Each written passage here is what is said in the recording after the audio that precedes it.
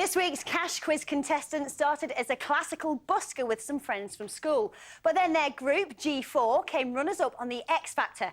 And since, they've massively outsold the winner. Now, after going solo, he's living the jet-set life after becoming the youngest ever tenor to get a top 10. He is Jonathan Ansell.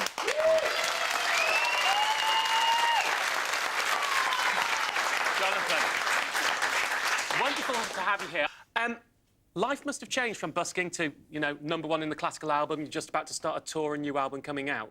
Financially, big difference. It's changed dramatically. I was a student initially when I was at college, living in the front room of a terraced house in Camberwell, and we didn't have enough money to spread the rent so we could have a living room. So I was in there, and all of a sudden I was renting an amazing pad in Battersea, had an amazing bachelor lifestyle with a friend, and now I'm on the property ladder, so... Are you a bit shocked at how far everything's come? Definitely. It's a huge, like, massive life change that just happened straight away overnight, and it was 4 years ago I was on the X Factor, and I'm still doing it, and it feels like only yesterday when I watched the show now that I was on there myself, and it just flies by, but at the same time, you're doing so many things in that time, it's weird. Now, I love your voice, and I'm going to ask the most bizarre favour in the whole wide world here. Go on. There's this thing that I normally say when I talk about credit cards, which is never, ever, ever spend on a credit card you've done a balance transfer on. People in here will have heard me say this. And then I get so many emails from people saying, Martin, I know you said never, ever, ever spend on a card you've done a balance transfer on. And I read that, but I've spent on a card I did a balance transfer on, and now what do I do? And, well, you've done it, it's already... So people always tell me that music is the most powerful form of remembering anything. Right. So I prepared this for you. Could you sing that? Because I'd like to record it and play it to people. Would you give it a go? Never, ever, ever, ever spend on a credit card you've balance transferred on. If you won't listen to me, listen to that, for heaven's sake. Anyway, you know what? We've got the quiz. Now, you travel all around the world doing your concerts, so I've got a travel theme for you. If you get 2 out of 3 or more, you win the golden piggy. Well, I want to win the pig. Want to play? Yes. Let's do it. Question 1. You've gone overseas for the weekend to do a concert. When you get to the hotel, you check your mobile's voicemail. Then you switch the phone off. It stays off for the rest of the trip. While you're away, someone left you a message which you listen to once you return in the UK. For this call, do you A, pay the overseas rate to receive it, B, pay the overseas rate to listen to the voicemail once back home, C, both of the above, D, you don't pay anything because voicemail is free? I think that you would pay your normal UK standard rate for receiving that message, whether that's free or not.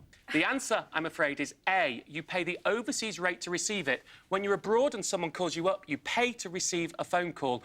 Calling voicemail counts as a phone call. You pay to receive it. Once you're back home, listening to your voicemail is free. Right. OK, let's hope you get this one. Okay. Question 2. Again, you've been to that concert, you've checked your messages on arrival, then you turned your mobile phone off. This time you get home, and once you're back in the UK, someone leaves you a voicemail, but this is before you've turned your phone back on.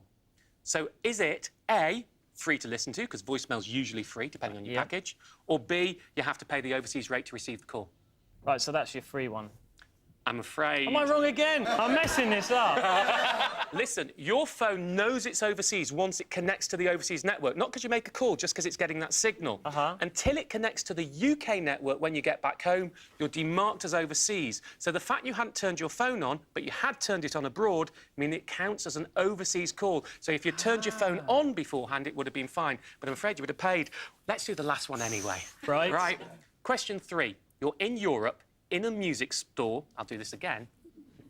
Question 3. You're in Europe in a music store and you spot some seriously good tracks. At the cash till you're paying on your debit or credit card, you're asked, would you prefer to pay in pounds or in euros?